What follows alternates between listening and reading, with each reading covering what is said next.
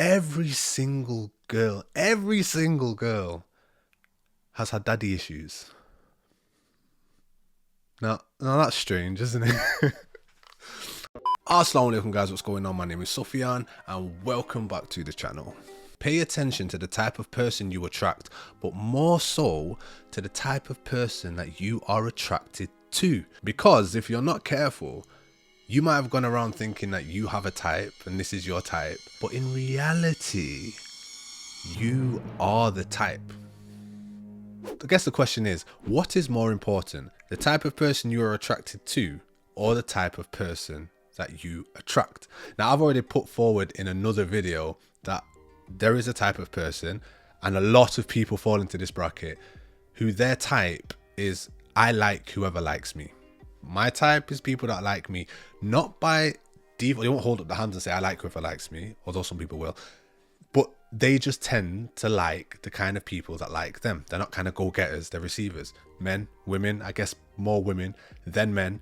But that's just the way the cookie crumbles. So we're going to discuss the problems that can occur with having a type. We're going to have a specific type of conversation, and I'd love to hear your thoughts on the type of guys or girls that you have been attracted to, and any trends or traits that you have noticed in yourself or in the type of people you attract. Or, well, at the end of the day, what does it all mean? Now, this whole conversation stems from personal experience, some reflecting that I've done in recent times, and I've kind of come to a realization, and I don't know if it's a good one. I've done some thinking recently, and Amara might not like this, and it's not like, oh, I've not been sitting there thinking, oh, all of the girls from the past, who did I used to like? I'm not comparing it to who and who and who. As you do, you think back on life when you get to my ripe age and you're so happily in love. I've been doing some reflecting, and I realized something, and it's a bit weird, right?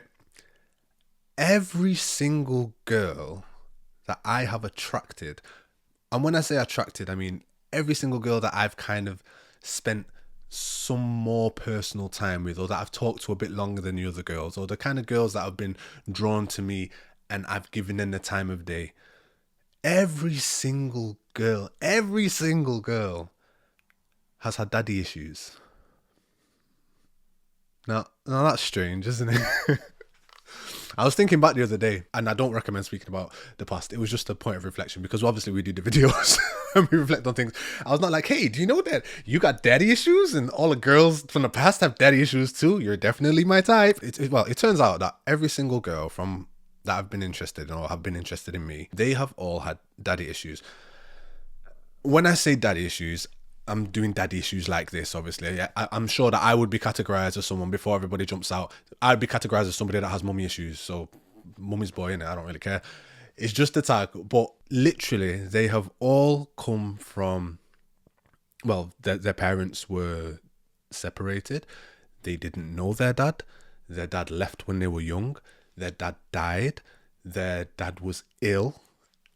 Their parents are divorced now, or got divorced in later life. It's just been a running theme that some people have rekindled a relationship with their dad in their later years, or when I was talking to them, and it's just been a theme that they've had. I don't want to say absent fathers, but that's why I say daddy issues, because I mean all encompassing. I know it's an offensive term, but I mean all encompassing. They've had issues with their father, the absence of their father, or a strained relationship with their father, or not knowing their father, or the illness of their father. So then they have a certain type of relationship or lack of a relationship with their father. And it's just been a consistent case from the first girl I can ever remember giving the time of day to until marriage now. Now, it can't be. I've took some time to think about this. Like literally, I'm just going to deep dive myself for a second, right? And I think it's nice to deep dive. You can deep dive me, yeah? And then after you deep dive me, deep dive yourself, okay?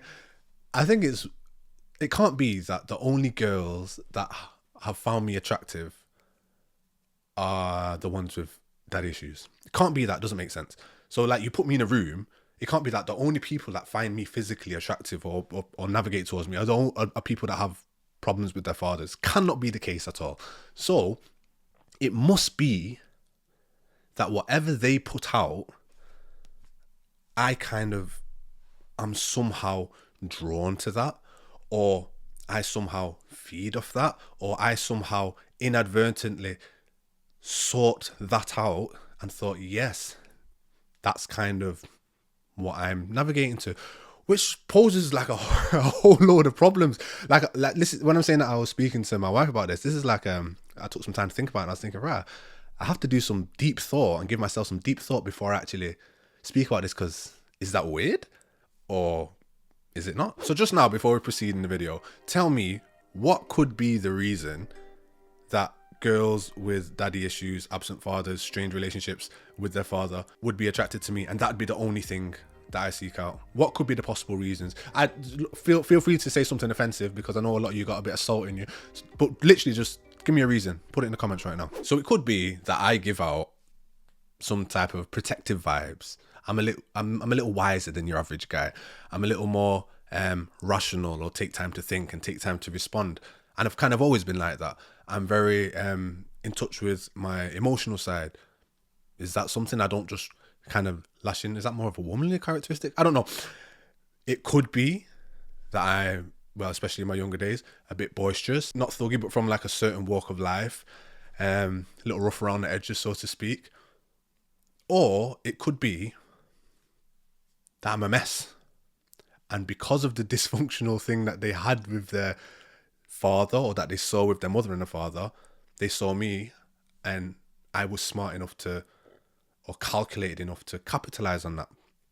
Now, I know this is a bit of a triggering conversation, some parts of it. It's not the last one. That is 100% not me, right? Although it's a point of reflection to think about, to be a bit introspective and think, okay, well, was I seeking out this type of person? Like, is that literally what I was not putting out there? Is that what I was looking for?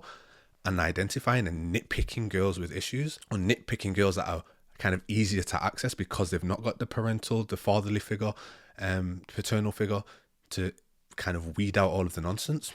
Is that a thing? If I'm being honest now, me personally, I am definitely a protector. So I think I'm more of a protector. And the people that navigate to specific people with daddy issues, or specific people with, I'm going to talk about men targeting women, or men being attracted to a certain kind of woman, or attracting a certain type of woman. And you can mix this around and talk about the kind of girls or kind of guys that girls attract as well. But there are two categories of people in this kind of field that I'm talking about. And there are protectors and there are predators. Okay? I'm not going to say it's a thin line between the two, but there are protectors and there are predators. And there are problems with, obviously, the predator ones, you know already. Okay? So there are people who will seek out the vulnerabilities in these women, who will be able to identify. And I'm telling you now, the same way that the same way that some people can look at a guy and say, yeah, I know what his ethnicity is. He's got Jamaican in him. She's got Pakistani in him. She's from the Philippines. He's Ghanaian, 100%. I can tell just by the nose, by the eyebrows, or whatever. Guys, consciously or subconsciously, can tell when your dad is not around. Every single time, especially if you're trained in that. Yeah, especially if you're when I say trained in that, especially if you like got experience with that type of person. Okay?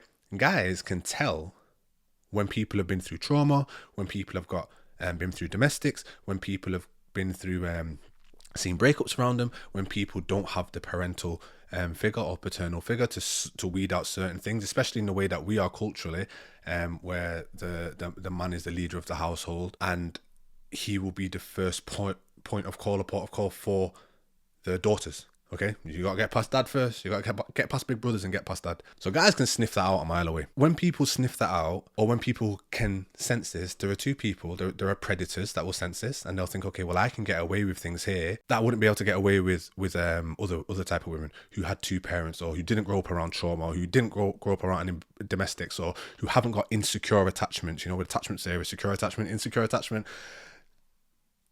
Anxious attachment, that's the one, isn't it? Some predators will be like, yeah, I can see all of this and I'm going to take advantage of that. That's my way in. I'm going to be abusive to this person. I'm going to dominate this relationship. I'm going to use this person as my whatever. And then there's someone like me who is more of a protector. Again, my wife hates this, but I'm a protector. I'm a protector. Me and my family me and my brothers in the past have seen men and women having a fight in the street, a guy hitting his girl in the middle of the street, and we will intercede and fight the guy. Many times after we separate the fight, the girl will then jump on us and start fighting and say, "Stop hitting him, leave him alone." I was just trying to help. Do you know what I mean? We've seen people in similar type of situations and said, look, done whatever we can to protect them or intervene in that situation. So we've kind of raised like that. I was raised with my dad seeing people steal things in the shop and jumping up in front of them, seeing people be in similar situations that I just described and jumping in front of them and saying, look, what are you going to do about it? Bam, bam, bam. That's just how we grew up like that. Yeah, my dad kind of instilled that in us, and I think we are like that a bit by nurture, nature, whatever you want to call it. So I'm definitely a protector, and it's possible that I've sought out and was seeking out this type of girl that had that kind of issue because I wanted to heal something in them, or I wanted to remedy something in them. Okay, it's also possible that during those times, like if you want to watch a video, 2 videos, 3 videos ago when I spoke about relationships and gave an example and told you about how I used to love female attention because I had low self-esteem at that point.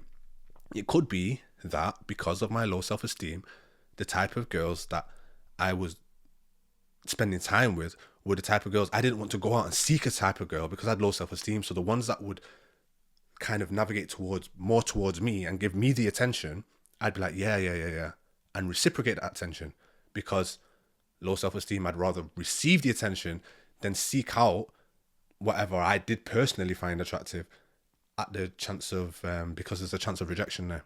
That's a possibility too. My personal relationship with Amara, if maybe Amara's parents were still together, there would have been certain checks that I wouldn't have been able to get past. Amara's mum afforded me a lot of wiggle room, a lot of mercy, made excuses for me. Probably got further than I should have at certain points. Remember, there are other videos where I've spoken about me actually losing my job as I was about to get married. Now, if my just on paper, if my daughter's potential guy lost his job and was broke as you're going to get married, I'd be like, listen, now's not the time. Certain conversations, I don't recall. They might have asked tomorrow. I don't recall anybody asking me what I made. I don't recall a lot of things along the way, and I was able to tell. Obviously, it pops up in conversation anyway, but it was able to identify, because of Amara's parental situation, that dad wasn't. My belly's going crazy because I'm not eating all day. My dad wasn't really not around, but wasn't really having that much of a saying things at that point. And obviously, did you not expect that if two parents separate, regardless of how we're going to do this co-parenting thing, and we're still going to be civil, and we're still going to, do you not expect that the kids would naturally live with the mother, and it would be a bit awkward for the dad to still have dominion or rule over the children, because there's just kind of like a clash. There's a character clash. There's a authority clash. There's a dynamic like, well, you're the dad, I say this, and do you know what I mean? I'm sure, and may Allah protect me and all of us from that being in that predicament. I'm sure it's very difficult to navigate through, but that doesn't mean that me or other people as individuals don't know that that's happening and don't know that we're getting extra wiggle room. Now I'm very thankful to Amara's mother for being so gracious and being so patient and affording me the mercy and the time that she did. She's a wonderful, beautiful woman, and it did work out good, because look at me now, mama, look at me now. But I definitely got away with things, or got through checkpoints that I shouldn't have got through. That was a bit of a tangent. The thing is, one of the other things that I've been reflecting on is, and this is a thing about people who are the protectors, okay? Protectors tend to like to find a a project, or somebody with some issues, or somebody with some, or she's got some anxiety issues, or she's got low confidence issues, or she's got a health problem, and fix those problems. The problem with that is, what happens once the person has fixed the problem? Okay, so let's say if I sort out Amara for that reason, what happens once I fixed Amara's problem? So for instance, Amara had a health condition. She doesn't have a health condition anymore. Amara had certain things that she wasn't happy about, and now she's happy about them. So let's say that some of those problems have been remedied, and it's all due to Allah, obviously, but I'm pretty sure that I've had quite a good say and played a big part in those things. So now, what is my use for Amara? Do I need a new project? Is another young, vulnerable woman going to be able to bat her eyelids and say, help me, Sufyan? And I'm going to be like, oh, yes, of course. Yeah, so these are things that I've reflected on, obviously. Now, the answer is no. I love my wife. But it begs the question, doesn't it? Why am I attracted to a certain type of person? Or why do I attract a certain type of person? And I guess just quickly, obviously, you guys can discuss and tell me about your situations yourself. But I guess really the thing is that sometimes the people you attract end up being your type. But the people that you're attracted, like for instance, these women, I said in this conversation that, oh, maybe I was seeing this, and those women could have been targeting me.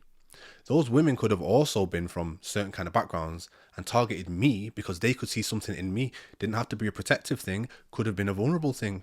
Could have thought that, okay, well, I'm getting further with this guy, and I'm telling you that for a fact that happened in earlier life. I'm getting further than this guy than I do with other guys. He's letting me in further. He's reciprocating conversations.